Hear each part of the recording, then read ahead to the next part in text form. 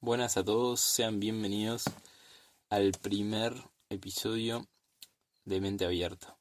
Mi nombre es Jerónimo Rivero y en el día de hoy, este primer capítulo, vamos a hablar sobre el autoconocimiento. Primer capítulo digo ahora, debí decir en el tráiler que grabé que en realidad era un tráiler introductorio, porque en realidad este es el primer tema en el que vamos a adentrarnos. Lo otro fue más que nada un pantallazo, una introducción sobre lo que iba a tratar el podcast. Bueno, el autoconocimiento. Es un tema que a mí me apasiona y al cual le trato de dedicar la mayor parte del tiempo que pueda. También creo que todo esto surge porque si uno mira la sociedad y las conductas que tiene, siempre estamos enfocados hacia el exterior.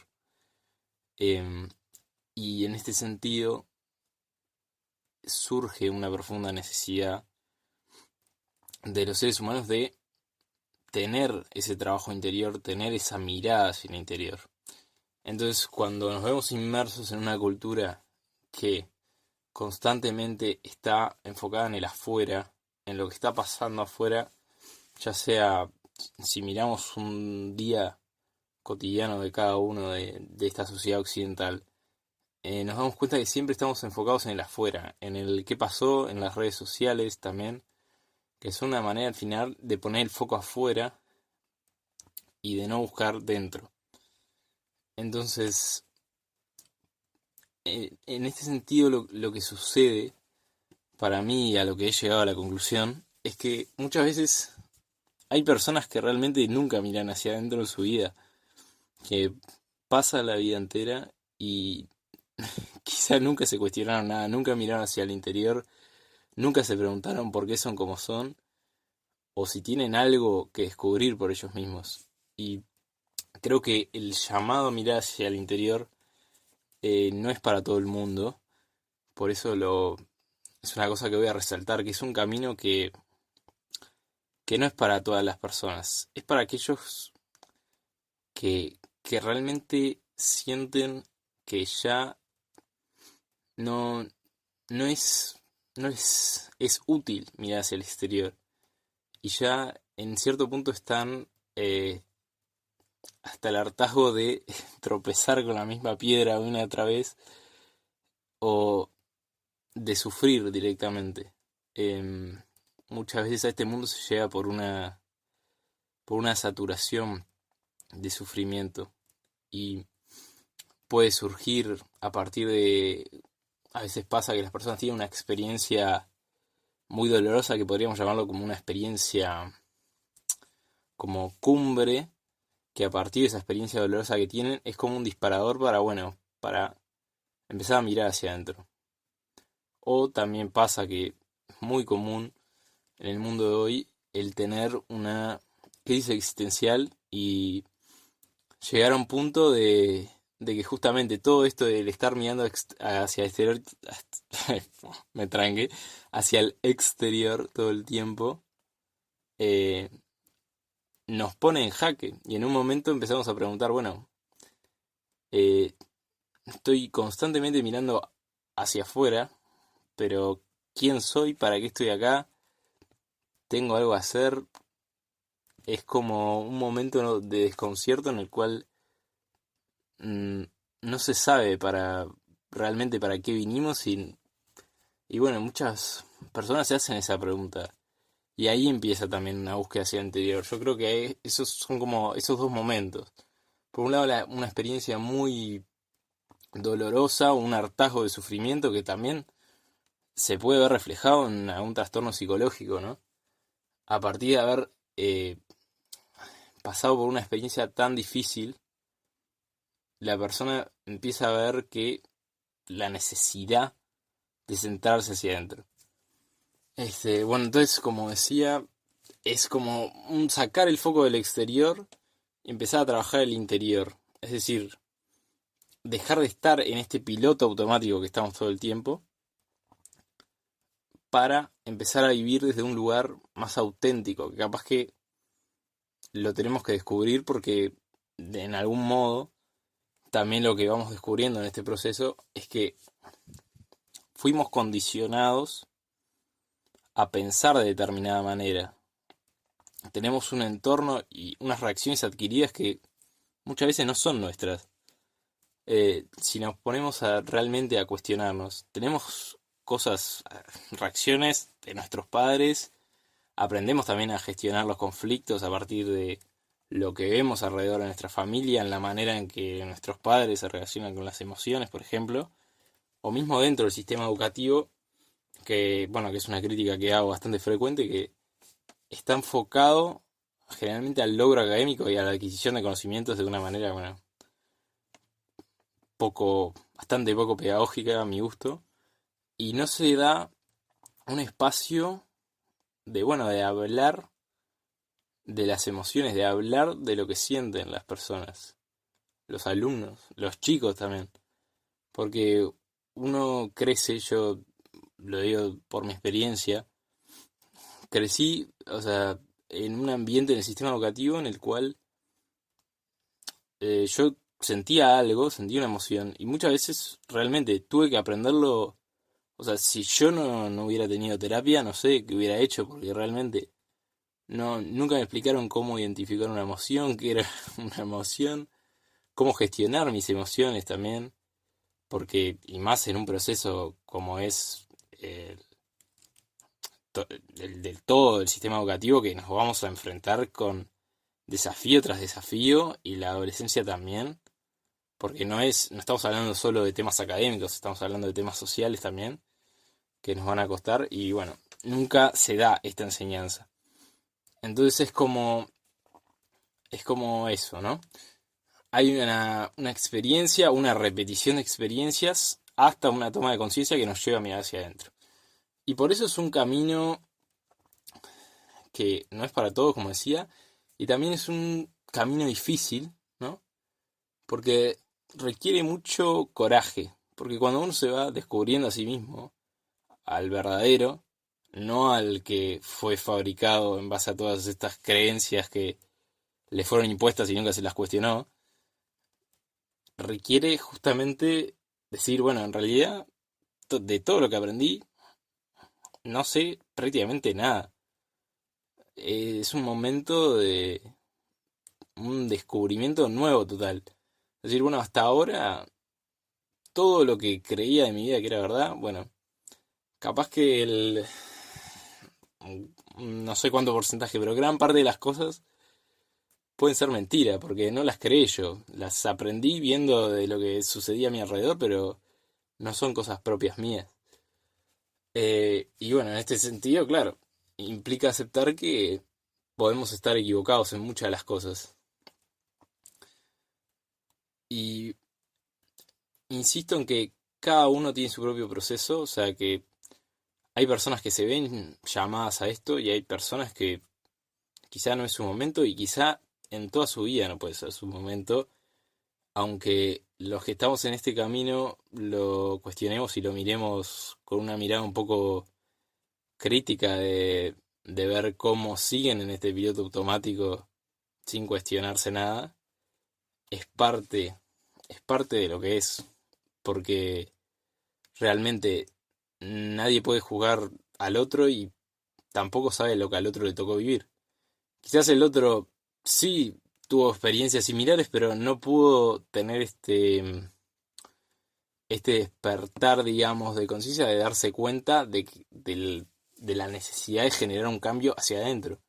Y es que muchas veces es difícil, porque no es fácil librarse de creencias que fueron arraigadas de manera muy firme entre todo nuestro proceso de crecimiento, ¿no?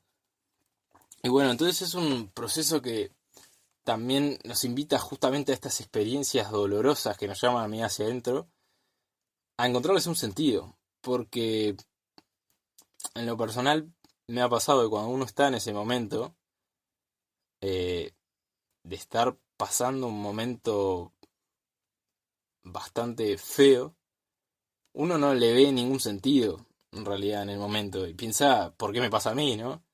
O qué terrible todo, bueno, todo una serie de juicios y uno después ve esa experiencia como una oportunidad para crecer. Porque en realidad, eh, hablo por mi caso, si no me hubieran pasado ciertas cosas, no estaría haciendo esto, por ejemplo. Que ahora creo que es algo que podría ayudar a los demás, por ejemplo.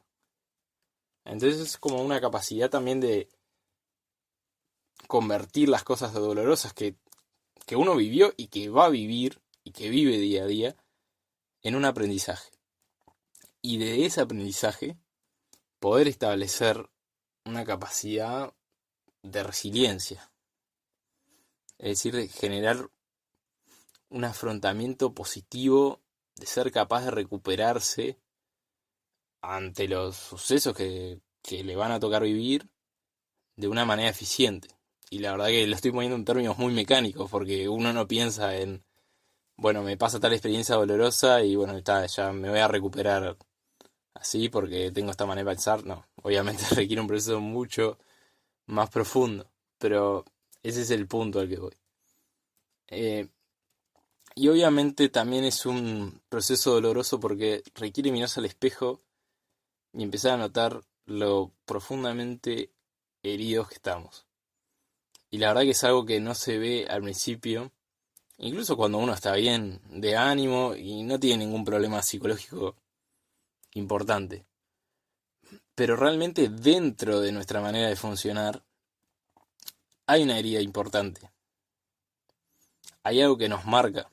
Después, más adelante, cuando hable de herramientas de autoconocimiento, por ejemplo, el eneagrama, quizás alguno lo conozca, es una herramienta que nos muestra justamente que tenemos una personalidad que desarrollamos a partir de una herida de la infancia.